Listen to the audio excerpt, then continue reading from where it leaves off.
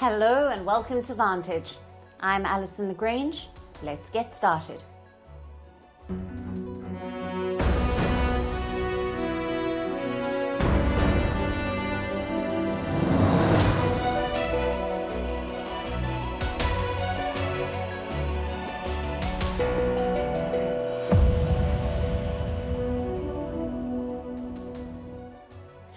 The global economy is slowing down, but India is holding steady.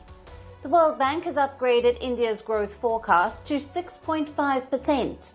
That's the highest among all major economies. Strong agriculture, better rural wages, and rising tax collections are driving this momentum. Add to that recent reforms to the GST. India's growth engine is still powered by its domestic market. But not everything is smooth. Next year's forecast has been trimmed thanks to Trump's tariffs. We'll get you the details. Also on the show, on the second anniversary of the October 7th attacks, negotiations are gathering in steam for a peace deal in Gaza. How China and Iran are pushing back against Trump and skirting sanctions. Is naval diplomacy India's next big bet amid geopolitical headwinds? And how AI is resurrecting the dead. Is it a healthy trend? First, as always, the headlines. Prime Minister Narendra Modi speaks with Russian President Vladimir Putin. During the call, he congratulated the Russian president on his 73rd birthday and reiterated his commitment to further deepen ties between the two countries. The Indian Prime Minister also invited President Putin for the 23rd India-Russia Annual Summit, which will be held later this year. While the Russian leader briefed Prime Minister Modi on the latest developments regarding the war in Ukraine. British Prime Minister Keir Starmer will begin his two-day visit to India tomorrow. While in India, he will hold talks with Prime Minister Narendra Modi. Starmer's visit comes just months after India and the UK signed the Comprehensive Economic and Trade Agreement. This is the British Prime Minister's first visit to India since he came to power in 2024. Syria announces a comprehensive ceasefire with Kurdish forces after a meeting between their President Ahmed al-Sharaa and Kurdish leader Mazloum Abdi that followed deadly clashes in the northern city of Aleppo. But Syrian authorities have rejected Kurdish demands for a decentralized government, giving them greater autonomy. Madagascar's president appoints an army general as the country's prime minister as he hopes to quell surging protests against his leadership that have plunged the country into crisis. The demonstrations, which started last month, have now grown into an angry campaign demanding the president's resignation. Hundreds of bus drivers in Peru's capital Lima end their strike. The decision comes after the government agreed to hold talks over widespread extortion fueled by organized crime and the murder of 47 drivers this year. Most companies had joined the strike after gunfire killed a driver and injured another over the weekend. And the Nobel Prize in Physics is awarded to a trio for their work on quantum physics in action. The prize was in recognition of experiments in the 1980s which showed that quantum tunneling can also be observed on a macroscopic scale, involving multiple particles, by using superconductors.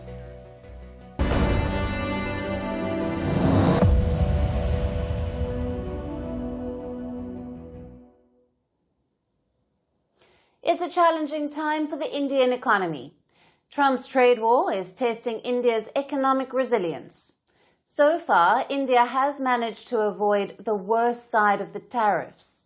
Today, the World Bank delivered some good news for India. It has upgraded India's growth forecast for this year. The new number is 6.5%. That's up from 6.3% projection from June. In simple terms, India is still growing at a good pace, even as the rest of the world slows down. The World Bank says India will remain the world's fastest growing major economy. So what's driving this growth?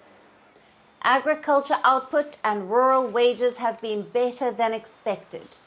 The World Bank also points toward improving tax collections and the recent reforms to the GST. Now that's the goods and services tax. Last month, India reformed GST. This is an indirect tax on all goods and services. Earlier, the GST had 4 tax slabs. These were slashed down to 2. The World Bank believes that this reform is helping the Indian economy. Fewer tax slabs and simpler rules are helping business activity.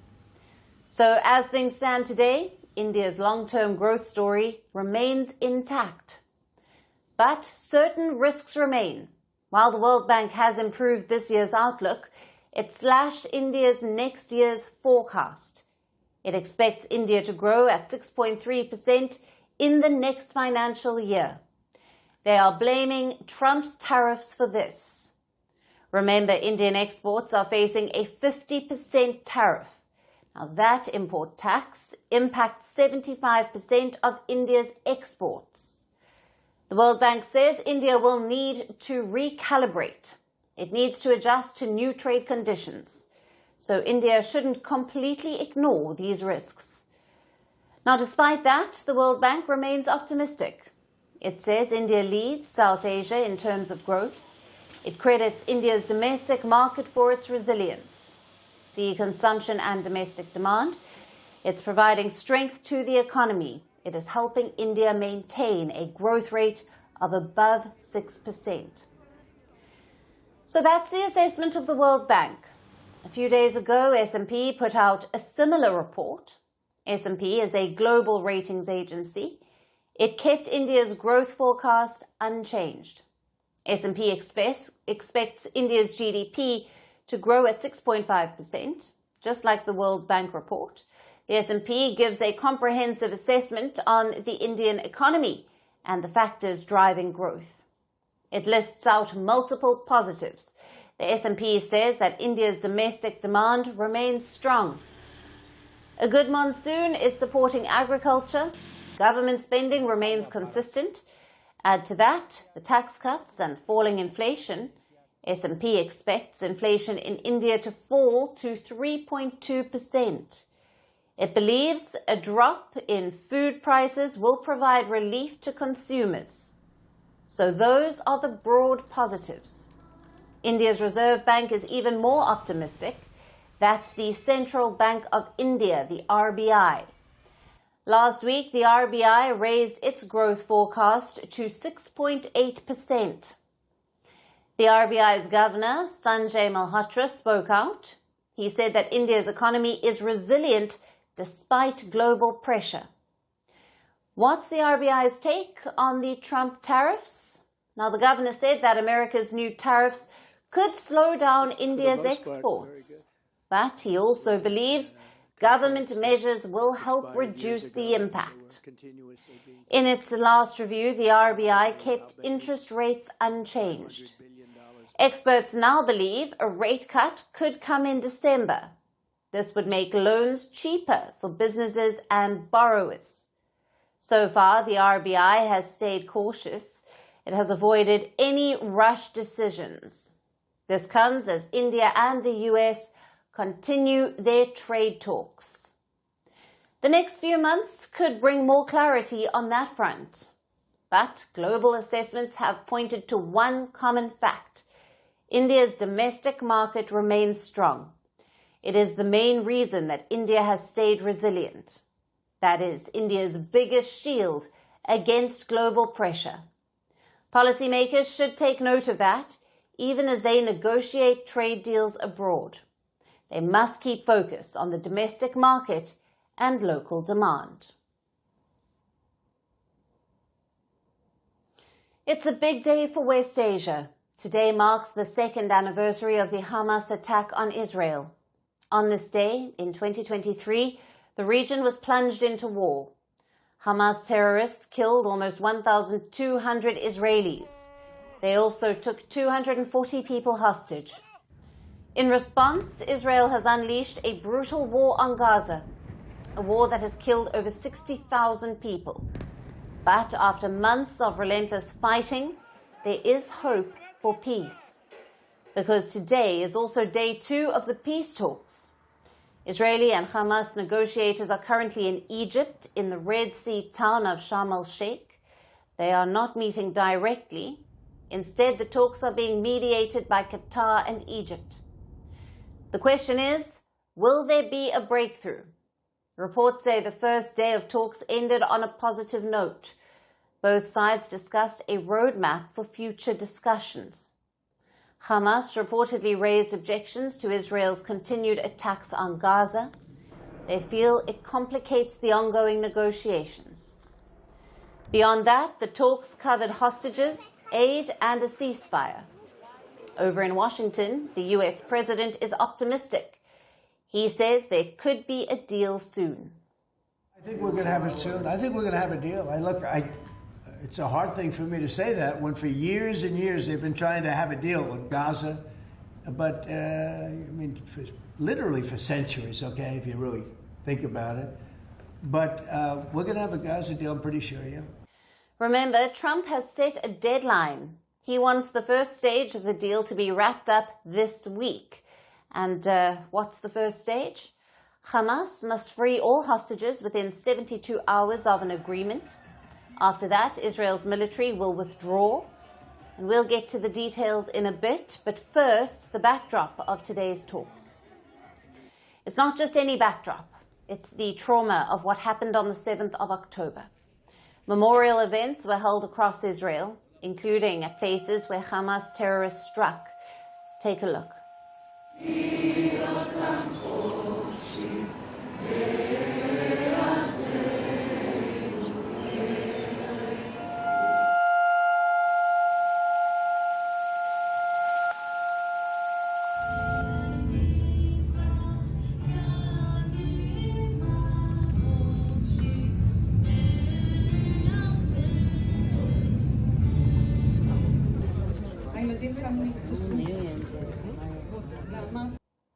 In Jerusalem, there were protests. It was led by the families of the hostages held in Gaza.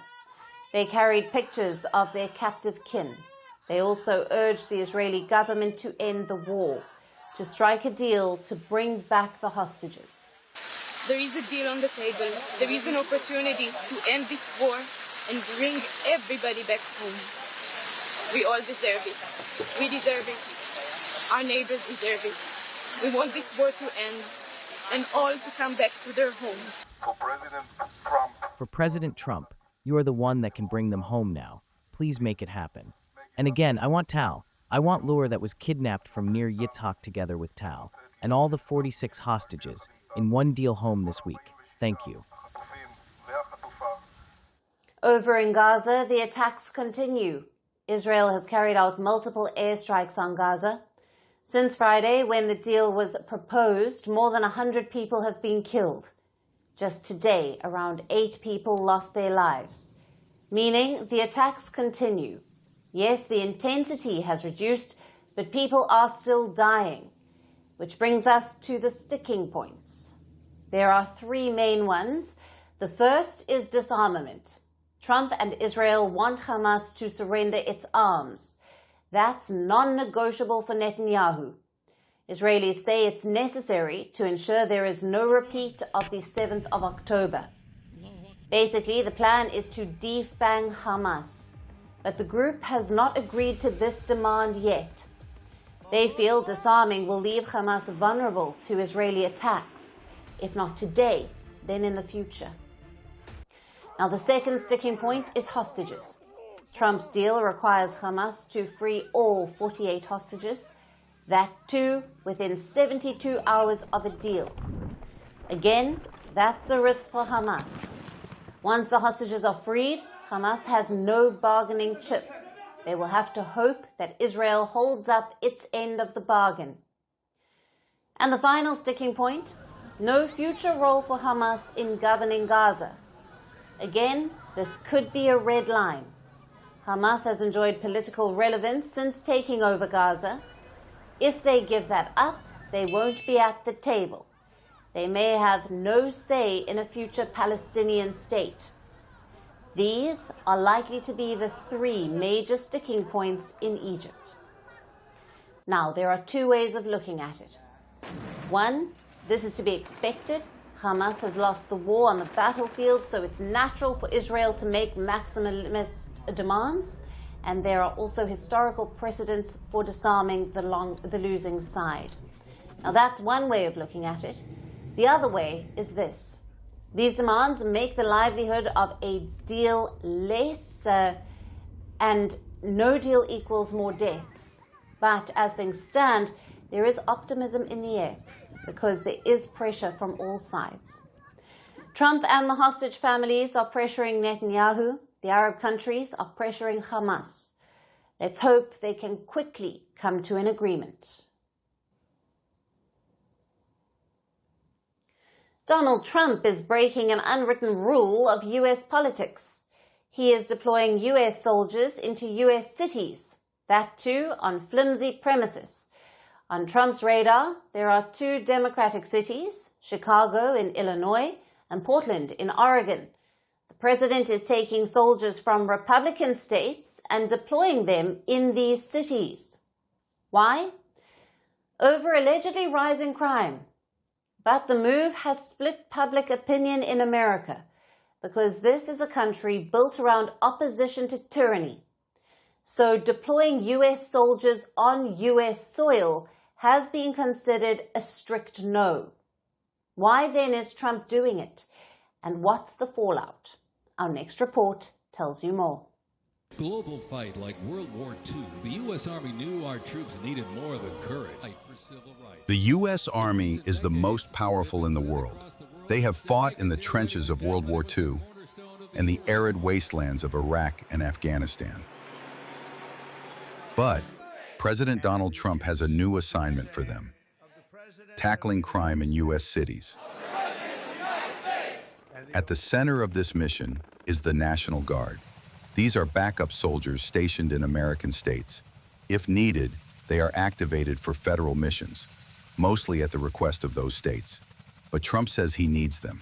He has already deployed these soldiers to 4 U.S. cities: Washington, D.C., Los Angeles, Memphis, and Portland.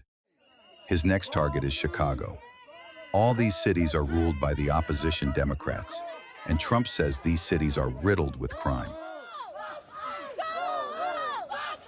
In Chicago, the trigger was an incident that happened on Monday. An armed woman rammed her car into Trump's immigration agents. Within hours, Trump ordered 300 soldiers into Chicago. Immediately, Illinois' Democratic officials pushed back. They have filed some 40 lawsuits against the Trump administration. The state's governor says the White House is spreading chaos. I refuse to let Donald Trump, Kristi Noem, and Gregory Bovino continue on this march toward autocracy. Their plan all along has been to cause chaos, and then they can use that chaos to consolidate Donald Trump's power. A judge has refused to block the deployment in Chicago. Instead, she has asked the White House for an explanation by Wednesday night. If the reasoning is flimsy, the deployment could be blocked. Watch out, watch out!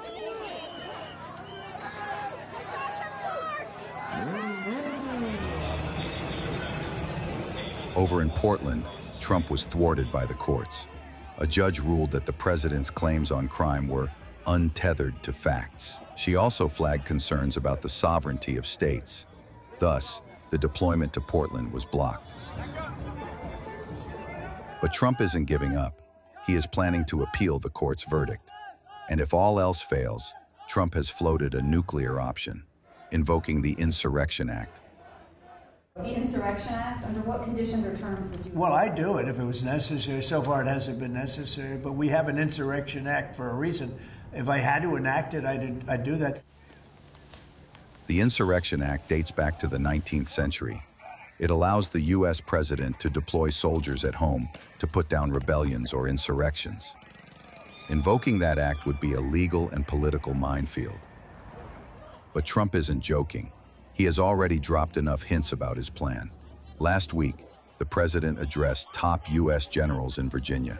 In that speech, he said something chilling, that U.S. cities could become training grounds for the U.S. military.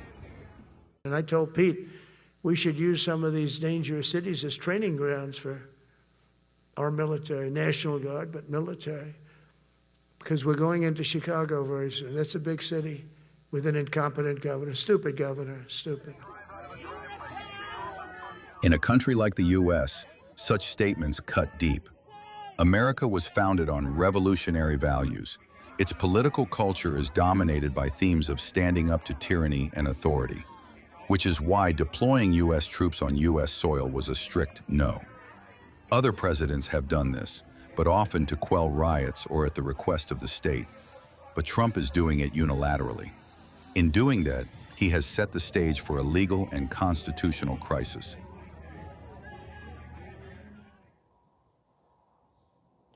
When Donald Trump launched his global trade war, he thought that he was rewriting the rules.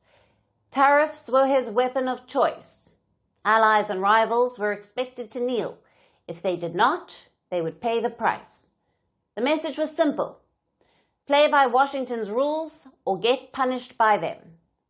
But here's something the US did not expect: the world pushing back. Countries are defying sanctions. They are focusing on their interests. Take China, for example. Beijing has found a way to pay for Iranian oil despite US sanctions. You see, the US has sanctioned Iranian oil exports. It has cut off its access to dollars. But China found a loophole. Reports suggest that Beijing has created a barter-like system: Iranian oil in exchange for Chinese-built infrastructure. And here's how it works. Chinese firms buy Iranian crude, but Beijing doesn't send the cash to Tehran. Instead, the payments go into a shadowy financial intermediary called Shujin. Now, the money is used to pay Chinese construction companies, and this is for roads, airports, and power plants inside Iran. The entire mechanism is insured by Sinosure. This is China's massive state-owned credit agency. All of this gives it the sheen of legitimacy. The result? Billions of dollars worth of Iranian oil is flowing quietly to China every month. In exchange, Tehran gets roads, railways, and political cover. So China is bypassing US sanctions. But Beijing isn't the only one unwilling to play by Washington's rules. There's also Brazil. It is refusing to kneel to Trump's sanctions. Earlier, the US slapped a 50% tariff on Brazilian imports. There were growing tensions, and President Lula da Silva accused Trump of foreign interference. But now he has done something different. Lula directly dialed Trump, turning the fight into friendship. Their chat was unexpectedly warm. The two leaders laughed about old meetings at the UN, and they promised to visit each other. Lula asked for the tariffs to be rolled back, and Trump said that he'd think about it. The two even floated the idea of future visits, Trump to Brazil and Lula to Washington. But make no mistake, this wasn't just diplomacy, it's strategy. Brazil is too big of a player to sideline, and Trump knows that too. So engagement is the only way forward, and that's what both sides are focusing on. Then there's India. Trump too has imposed a 50% tariff on the country. The two sides are still engaging. Trade talks are underway, but New Delhi has made its stance clear. A lot of these arguments that,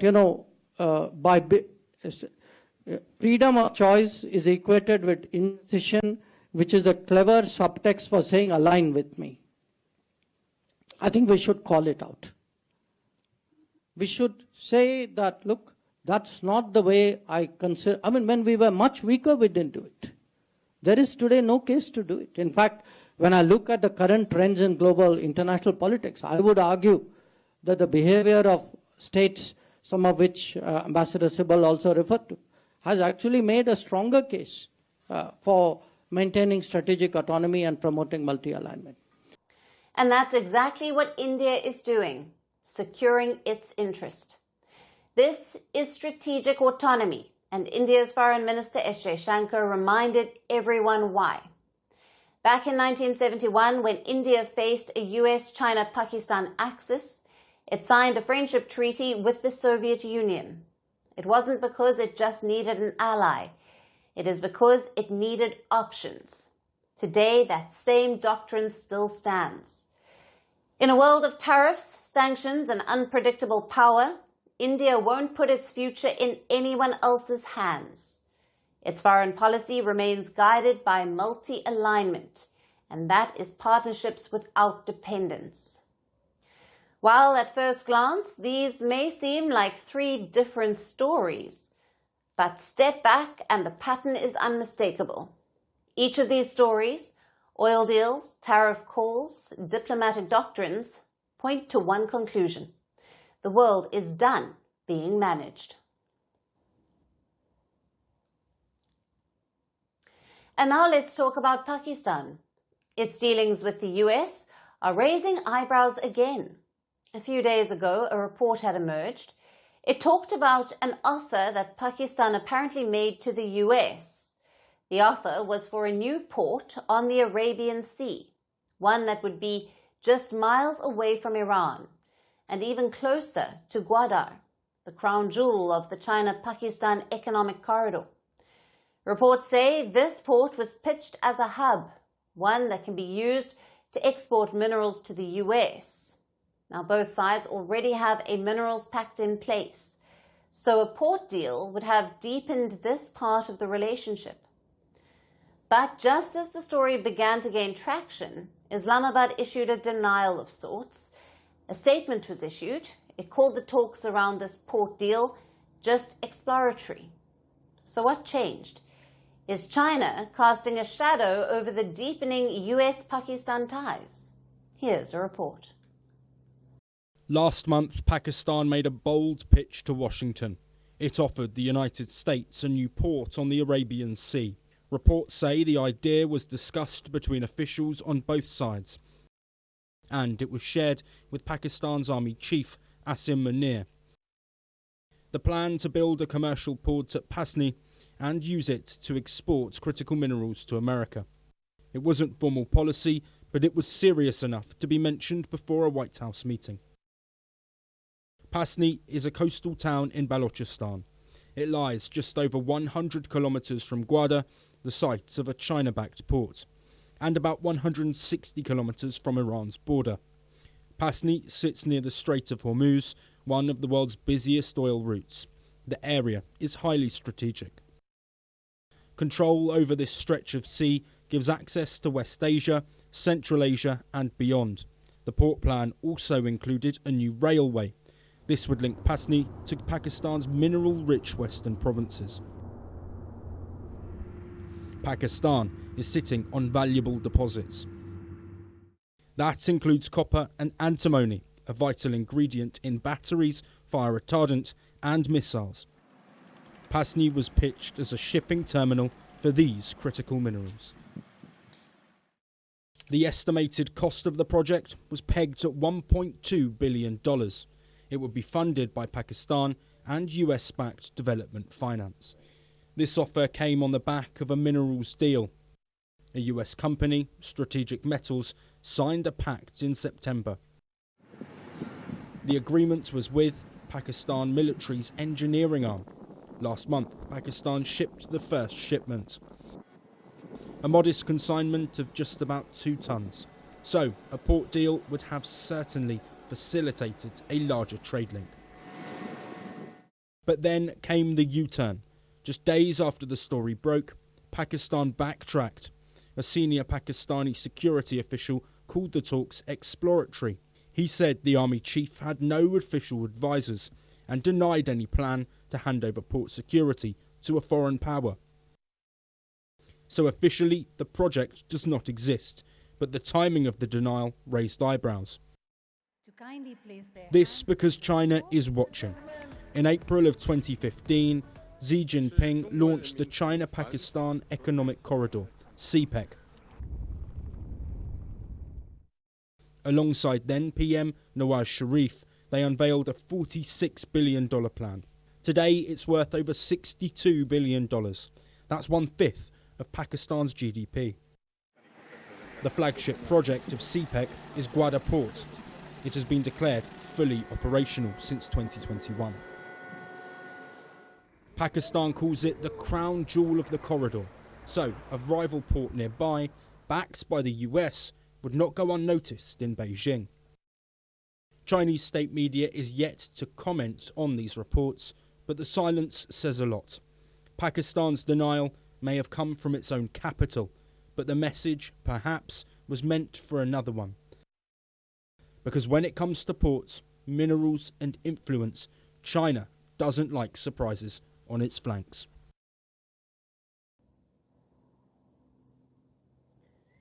We often associate diplomacy with soft power, the power to persuade and win over other countries.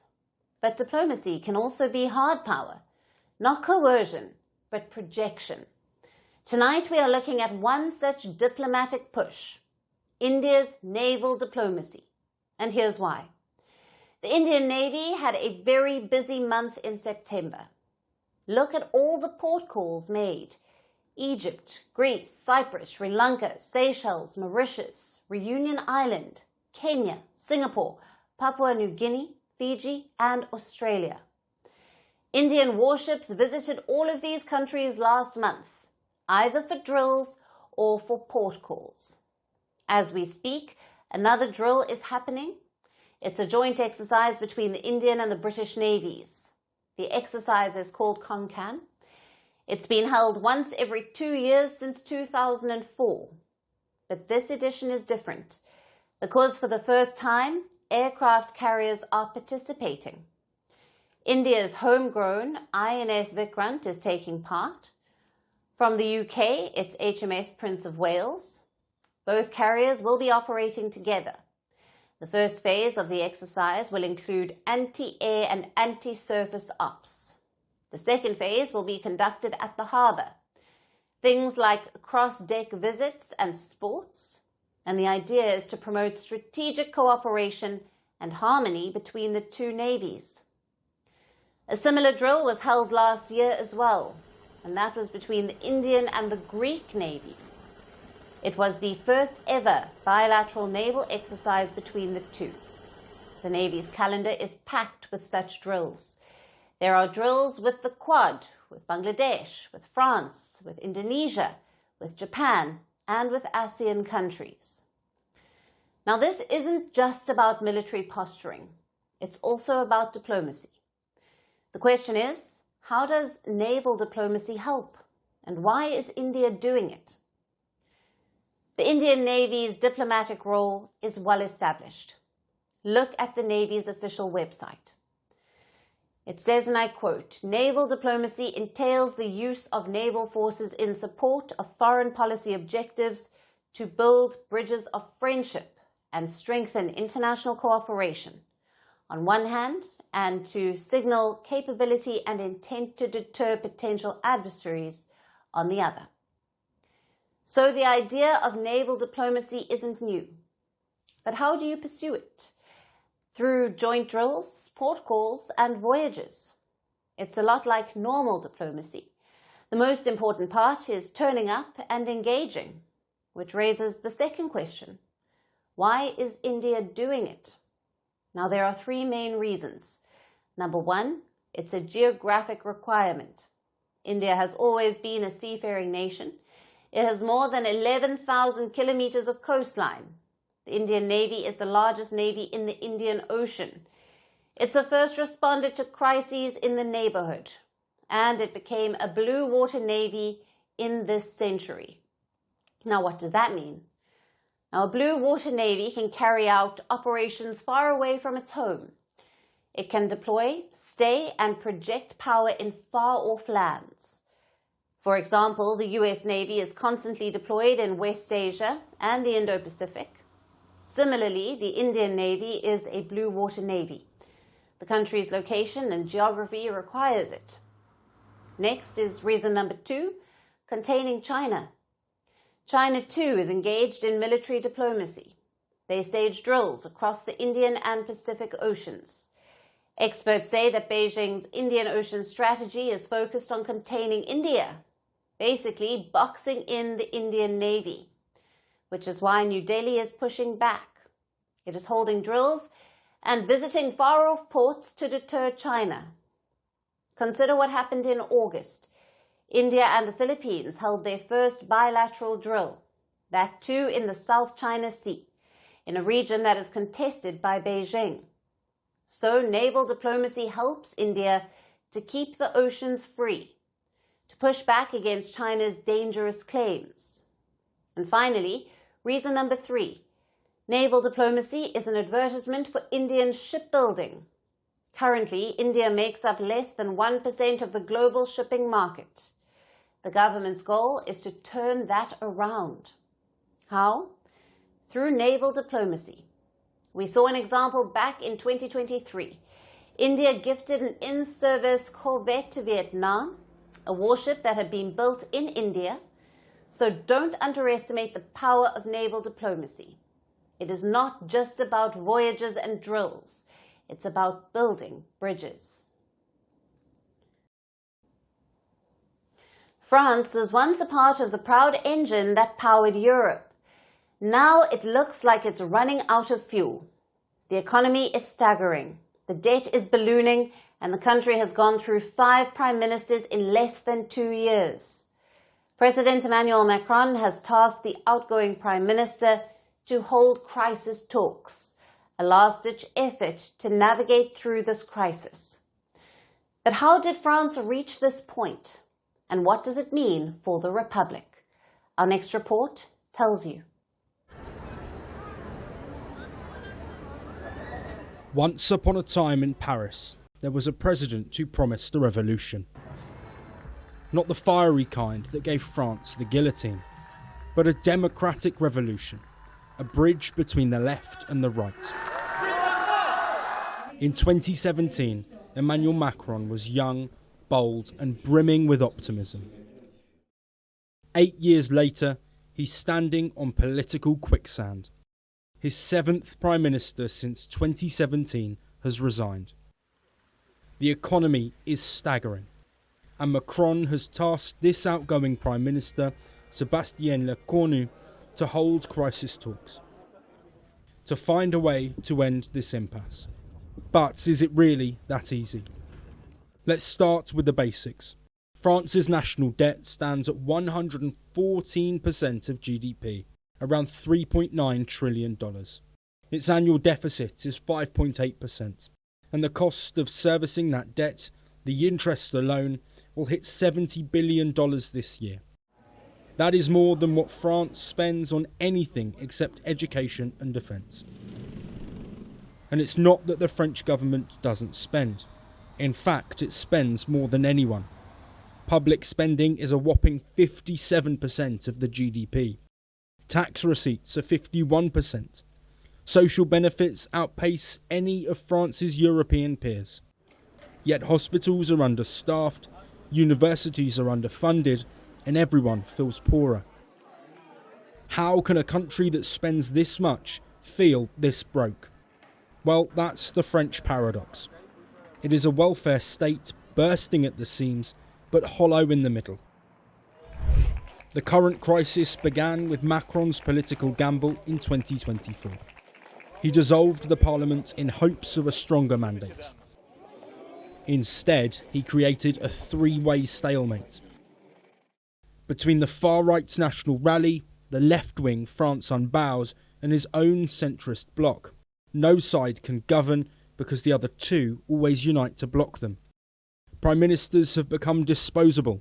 5 prime ministers have left office in just the last 2 years. Behind the politics lies an even bigger problem. France's economic model has stopped working.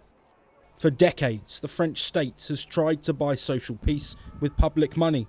That is subsidies, benefits, and job protections.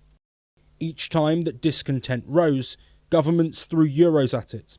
Today, that model has reached its limit. Here is an example. France spends over $250 billion every year subsidising businesses to hire workers.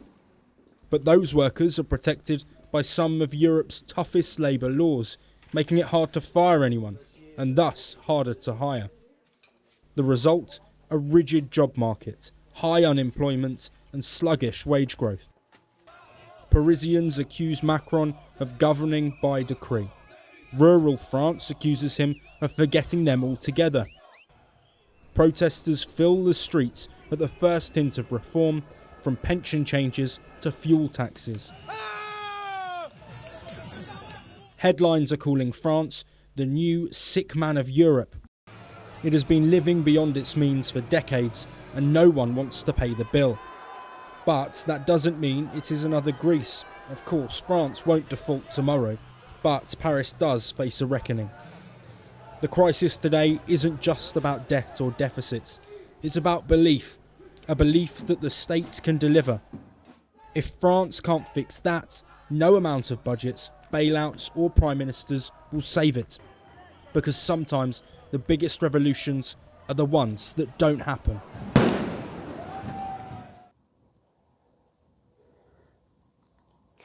For nearly 2 centuries, coal has been the black heart of industrial progress.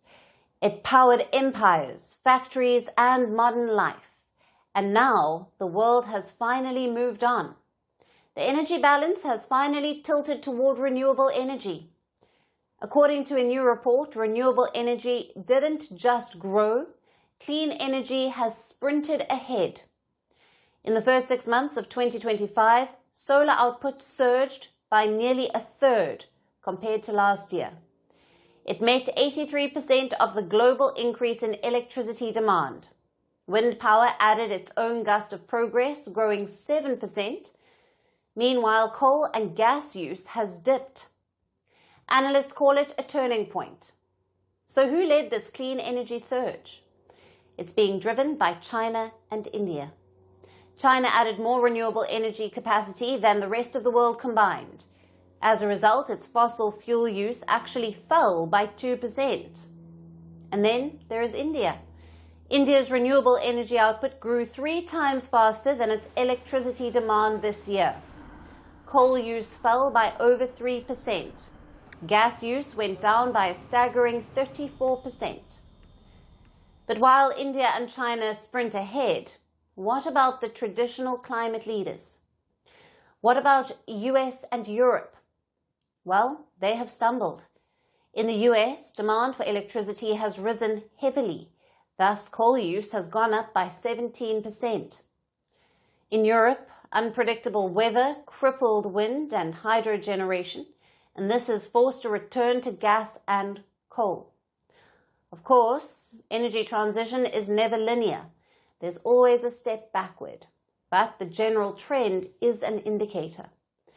Renewables are no longer the alternative. They are becoming the default. In fact, solar is expected to deliver 80% of all new renewable capacity by the end of the decade. But while India's grids are going green, its landscapes are turning unpredictable. I'm talking about freak weather. Floods, landslides, and heat waves are rewriting the country's geography. Punjab saw its worst deluge since 1988. Himachal Pradesh's mountains slid into the rivers below. Kolkata was underwater for 2 days. India is now the 6th most climate vulnerable country on earth. Between 1993 and 2022, it faced over 400 extreme weather events that have killed 80,000 people. It caused economic damage worth $180 billion. So, a report suggests the government is experimenting with something new: climate-linked insurance. How does it work? Basically, it is insurance that pays out not when you file a claim, but it pays out when the weather crosses a threshold. Say if the temperatures rise above 40 degrees Celsius for a week, or when rainfall exceeds a certain level. Now, the model is called parametric insurance. In fact, it could change how disaster relief works in one of the world's most climate-exposed nations. If implemented, India would become the first major economy to roll out a nationwide parametric insurance program. And this is not new. India's early experiments are already showing promise. In 2024, Nagaland received India's first disaster risk payout, about $119,000 after excessive rainfall. In Rajasthan, Gujarat, and Maharashtra, self-employed women receive payouts when the mercury hit extreme levels. Kerala even rolled out an insurance plan to protect dairy farmers, and this after heat stress started affecting their cattle. Globally, also, this idea is picking up. Fiji launched one in 2023 for cyclones. Several Pacific and Caribbean nations are exploring similar models. The topic could even dominate climate finance discussions at COP30 in Brazil later this year. Because the world is standing at a crossroads. Yes, the weather is getting freakier. The cost of adaptation is rising. But the energy landscape is also transforming.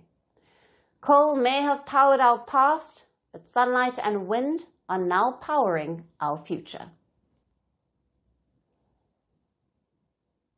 We've always used technology to remember, photographs to freeze a moment, videos to capture a voice recordings to preserve a laugh.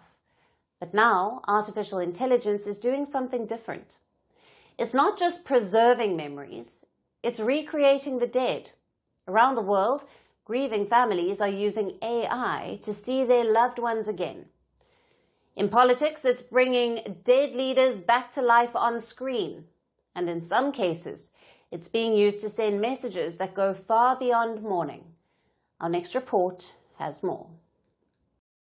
Imagine hearing the voice of a loved one you've lost. Not in a dream, not from an old recording, but speaking to you now. Smiling, blinking, and calling you by your name. Saying the words you always wished they'd said. For a moment, it feels real and almost comforting. The face looks familiar, the tone exactly as you remember. But it isn't memory bringing them back. It's artificial intelligence. A line of code and a creation built not by love, but by data and technology. This technology is now spreading across continents, reshaping how we grieve. Around the world, artificial intelligence is blurring the line between life and loss. It's offering people a new way to mourn, and sometimes to never let go. In Russia, a project called Final Meeting has transformed grief into a digital farewell. It began when a widow sent her wedding photos to an AI creator. Her husband had been killed in the war in Ukraine. What came back was a short, AI-generated video, a recreation of her husband's final goodbye. It was made for about $30. Another 30 could make him speak again. The idea spread fast on Russian social media. Families began ordering similar clips of sons, husbands, and parents killed in the war. But Ukrainians have condemned the videos. They call them a glorification of the war. In China, the same idea has become an entire industry. Companies like Silicon Intelligence offer what they call resurrection services. A single photo can become a talking digital avatar, a loved one, available on demand, and it's no longer limited to private loss. In India, artificial intelligence has entered public life too. The late Chief Minister M. Karunanidhi was digitally recreated for memorial and party events. In another case, in the U.S., AI has even reached a courtroom. In Arizona, the family of a 37-year-old veteran killed in a road rage incident created a digital version of him to speak at his killer's sentencing.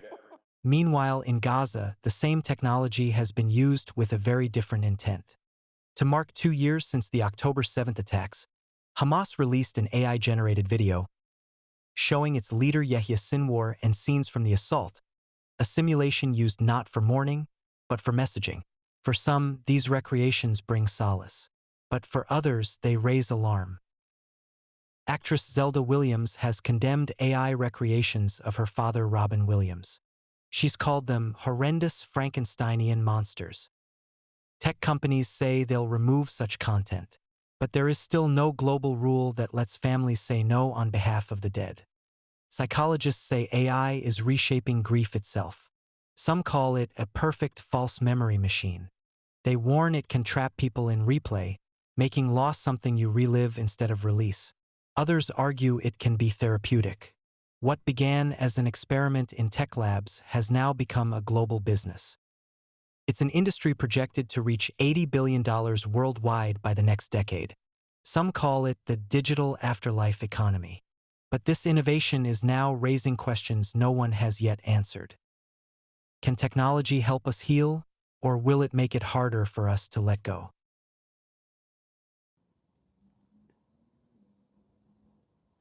Our final story tonight is about a new kind of addiction. The world is smoking less than ever before, but nicotine is making a comeback through vaping.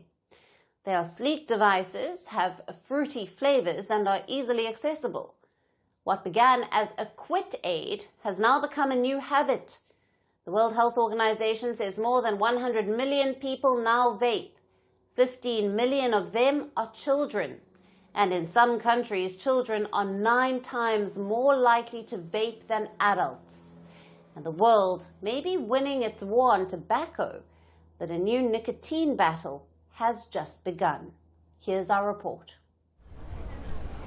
It began as the safer alternative, a cleaner substitute, no smoke and no ash, a promise of freedom from addiction.